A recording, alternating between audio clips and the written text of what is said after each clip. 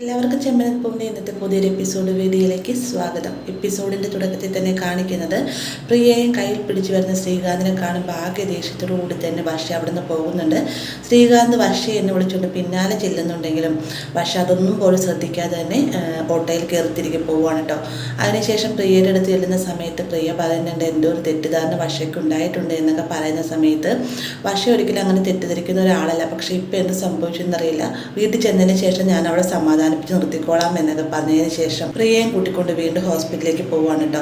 ഇതേ സമയം തന്നെ നമ്മുടെ രേവതി ആവട്ടെ ഫംഗ്ഷന് പോകുന്നതിന് വേണ്ടി റെഡിയായി സുന്ദരിയായിട്ട് വരുന്നത് കാണുമ്പോൾ തന്നെ കണ്ണ് ചിമ്മാതെ തന്നെ രേവതിയെ തന്നെ നോക്കി നിൽക്കുന്നുണ്ട്. എന്നിട്ട് പറയുന്നത് നിനക്ക് ഓരോ ദിവസവും കൂടും ചെറുപ്പം കൂടിക്കൂടി വരികയാണ് രേവതി, ഇന്ന് കാണാൻ വളരെയധികം സുന്ദരിയായിട്ടുണ്ടെന്നൊക്കെ പറയുന്ന സമയത്ത് എന്തോ കാര്യം സാധിക്കാനുള്ളത്. ആ ഫംഗ്ഷന് വെള്ളാടി കാര്യങ്ങളൊക്കെ ഉണ്ട്, അതിന് വേണ്ടിയിട്ടാണ് എന്നെ സോപ്പിടുന്നതെങ്കിൽ ഒരു കാര്യം നടക്കാൻ പോകുന്നില്ല എന്ന് രേവതി പറയുന്ന സമയത്ത് എന്ത് പറഞ്ഞാൽ നീ നെഗറ്റീവായിട്ട് കാണിക്കൊള്ളു, നിന്നോട് ഞാനൊന്നും പറയാനില്ല എന്ന് പറഞ്ഞിട്ട് സച്ചി ചെറിയൊരു പിണക്കം കാണിക്കുന്നുണ്ട് കേട്ടോ.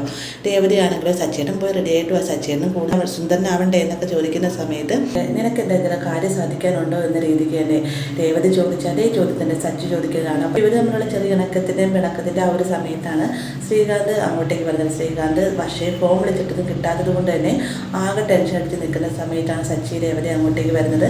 വന്ന ഉടനെ തന്നെ കാര്യം തിരക്കുന്നുണ്ടെങ്കിൽ ശ്രീകാന്ത് ആദ്യം ഒന്നും തന്നെ പറയുന്നില്ല എങ്കിലും പിന്നീട് അവിടെ നടന്ന കാര്യങ്ങളൊക്കെ പറയുന്ന സമയത്ത് വർഷ അങ്ങനെ ഒരിക്കലും തെറ്റിദ്ധരിക്കുന്ന ആളല്ല, പിന്നെ അവർക്ക് എന്ത് പറ്റിയെന്ന് സച്ചി ചോദിക്കുന്നുണ്ട്. രേവതി ആണെങ്കിലും ഞാൻ വർഷയെ വിളിക്കട്ടെ എന്ന് പറയുന്ന സമയത്ത് അവരുടെ ഫോൺ സ്വിച്ച് ഓഫ് ആണെന്ന് ശ്രീകാന്ത് മറുപടിയും പറയട്ടോ.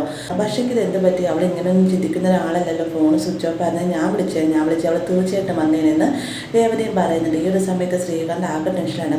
കാരണം ഫംഗ്ഷന് വരുന്ന ആൾക്കാരോട് താൻ എന്ത് പറയും വർഷ വന്നില്ല എന്നാണെങ്കിൽ എന്നിങ്ങനെ സച്ചിയോട് പറയുന്ന സമയത്ത് സച്ചി പറയുന്നത് ഒന്നും ടെൻഷൻ അടിക്കേണ്ട ശ്രീകാന്ത്, എത്രയും പേര് ഞാൻ അവളെയും കൂട്ടിക്കൊണ്ട് വരുന്നതായിരിക്കും, നീ ബാക്കി എല്ലാവരും വിളിച്ചുകൊണ്ട് ഫംഗ്ഷന് പോകാൻ നോക്ക്, അച്ചമ്മയ്ക്ക് വരാനുള്ള വേറൊരു ടാക്സി ഞാൻ ഏർപ്പാട് ആക്കിക്കോളാം എന്ന് പറഞ്ഞുകൊണ്ട് ശ്രീകാന്തിനെ സമാധാനിപ്പിച്ചതിന് ശേഷം അവരവിടെ നിന്ന് പോവാണ് കേട്ടോ. പിന്നീട് കാണിക്കുന്നത് ഫംഗ്ഷൻ നിൽക്കുന്ന സമയത്ത് ശ്രീകാന്ത് വർഷയെ വിളിക്കുന്നുണ്ട്. എന്നിരുന്നാലും വർഷ ഫോൺ എടുക്കുന്നില്ല. ആ ഒരു സമയം തന്നെ ചന്ദ്രയും രവിയും ശ്രുതിയും എല്ലാം തന്നെ വരുന്നുണ്ട്. വരുന്ന ഉടനെ തന്നെ ചന്ദ്ര പറയുന്നത് എന്തായാലും നല്ല ഭംഗിയായിട്ട് നല്ല അടിപൊളിയായിട്ട് ഇതിന് ഗ്രാൻഡായി തന്നെ അലങ്കരിച്ചിട്ടുണ്ടെന്നൊക്കെ പറയുന്ന സമയത്ത് രവി പറയുന്നുണ്ട് എങ്ങനെ നല്ലതാവാതിരിക്കും, അലങ്കരിച്ചിരിക്കുന്നത് നമ്മുടെ രേവതി മോളാണെന്ന് പറയുമ്പോഴത്തേക്കും ചന്ദ്ര വേഗം പ്ലേറ്റ് മാറ്റുകയാണ്. ചന്ദ്ര പറയുന്നത് ഒന്നിനും കൂടില്ലാത്ത അലങ്കാരമാണ് അവിടെയൊക്കെ വെച്ചിരിക്കുന്നത്, ഉണങ്ങിയ പൂക്കളാണെന്ന് തോന്നുന്നു എന്നൊക്കെ പറയുമ്പോൾ ശ്രുതിയും അത് തന്നെ സപ്പോർട്ട് ചെയ്ത് സംസാരിക്കാനുണ്ടോ.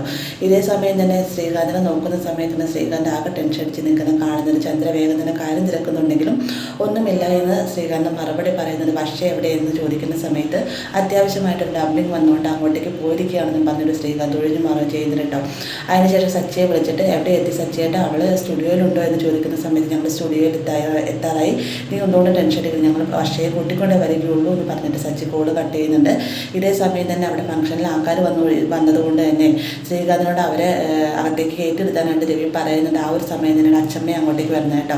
അച്ചമ്മ വരുന്ന കാണുമ്പോൾ രവിക്ക് ഭയങ്കര സന്തോഷമാവുന്നുണ്ട്. ശ്രീകാന്തിനോട് വർഷ എവിടെയെന്ന് തിരക്കുന്ന സമയത്ത് അത്യാവശ്യമായിട്ട് ഒരു ഡബ്ബിങ്ങിന് പോയിരിക്കുകയാണെന്ന് ശ്രീകാന്ത് മറുപടി പറയുമ്പോഴത്തേക്കും നിങ്ങൾ തമ്മിൽ എന്തെങ്കിലും പിണക്കങ്ങളുണ്ടോ എന്ന് അച്ചമ്മ ചോദിക്കുന്നത്. ഒന്നുമില്ല അച്ചമ്മ, എന്തായാലും വർഷ ഇപ്പം തന്നെ വരുമെന്നും പറഞ്ഞുകൊണ്ട് ശ്രീകാന്ത് അച്ചമ്മയെ സമാധാനിപ്പിച്ച് അകത്തേക്ക് കയറ്റിവിടുകയാണ്. അപ്പോൾ ഇങ്ങനെ ഫംഗ്ഷൻ ആൾക്കാർ വരുന്ന കൂട്ടത്തിൽ തന്നെ നമ്മുടെ വർഷയുടെ അമ്മയും അച്ഛനും വരുന്നുണ്ട് കേട്ടോ. മധുസൂദനാണെങ്കിൽ അവിടുത്തെ ഒരു സിറ്റുവേഷൻ കണ്ടിട്ട് തീരെ ഇഷ്ടപ്പെടുന്നത് ഇതൊരു AC റെസ്റ്റോറൻ്റ് അല്ല, മാത്രമല്ല 5 സ്റ്റാർ അല്ല എന്നൊക്കെ പറഞ്ഞ് കുറ്റപ്പെടുത്തിക്കൊണ്ടാണ് അങ്ങോട്ടേക്ക് വരുന്നത്. എന്നിരുന്നാലും ഫംഗ്ഷന് വന്നതുകൊണ്ട് തന്നെ രവിയോടൊക്കെ മിണ്ടാൻ മടിയുണ്ടെങ്കിലും മഹിമയുടെ നിർബന്ധപ്രകാരം തന്നെ ഇവരോട് സംസാരിക്കുന്നുണ്ട്. അതിനുശേഷം വർഷ എവിടെയും തിരക്കുന്ന സമയത്തിന് വർഷ ഇതുപോലെ അത്യാവശ്യമായിട്ട് ഡബ്ബിങ്ങിന് പോയിരിക്കുകയാണെന്ന് പറഞ്ഞ സമയത്ത് അവൾ ഇന്നത്തെ ദിവസം ഡബ്ബിങ്ങിന് പോകേണ്ട കാര്യം എന്തായിരുന്നു, അവളെ ഞാൻ വിളിച്ചപ്പോൾ ഫോൺ സ്വിച്ച് ഓഫ് ആയിരുന്നെന്ന് മഹിമയും പറയുന്നുണ്ട് കേട്ടോ.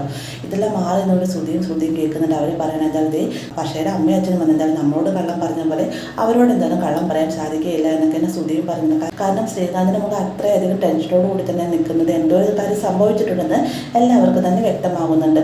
ഇതിനുശേഷം കാണിക്കുന്നത് നമ്മുടെ മഹിമയും മധുസൂദനും മാറി എന്ന് സംസാരിക്കേണ്ടത് എന്തൊരു ഹോട്ടലാണ്, ഒരു AC പോലും ഇല്ല, നമ്മുടെ സ്റ്റാൻഡേർഡിന് പറ്റിയതല്ല ഇത് എന്നൊക്കെ പറഞ്ഞുകൊണ്ട് സംസാരിക്കുന്ന സമയത്താണ് രവി അങ്ങോട്ടേക്ക് ചെല്ലുന്നത്. രവി ചെന്ന് നല്ല മര്യാദയോടു കൂടി തന്നെ മധുസൂദനോട് സംസാരിക്കുന്നുണ്ടെങ്കിലും മധുസൂദനൻ പറയുകയാണ് നിങ്ങളൊരു ഡ്രൈവറാണ്, നിങ്ങൾക്ക് പറ്റിയ സ്റ്റാൻഡേർഡിലാണ് ചെയ്തിരിക്കുന്നത്, പക്ഷേ ഞാൻ അങ്ങനെയല്ല, ഞാൻ കുറച്ചുകൂടി ഹൈ ലെവലുള്ള ആണെന്നൊക്കെ പറഞ്ഞിട്ട് രവിയെ താത്തിക്കെട്ടി സംസാരിക്കുന്നത് അച്ചമ്മ മാറി കണ്ടിട്ട് ഇതെല്ലാം കേട്ടുകൊണ്ട് അച്ചമ്മ ദേഷ്യം എടുക്കാനാകാൻ നിൽക്കുകയാണ്. ആ ഒരു ഭാഗത്തോടെ ഇന്നത്തെ എപ്പിസോഡ് അവസാനിക്കുന്നത്. വീഡിയോ ഇഷ്ടമായി ലൈക്ക് ചെയ്യാനും കൂടെ ചാനൽ സബ്സ്ക്രൈബ് ചെയ്യാനും മറക്കരുത്.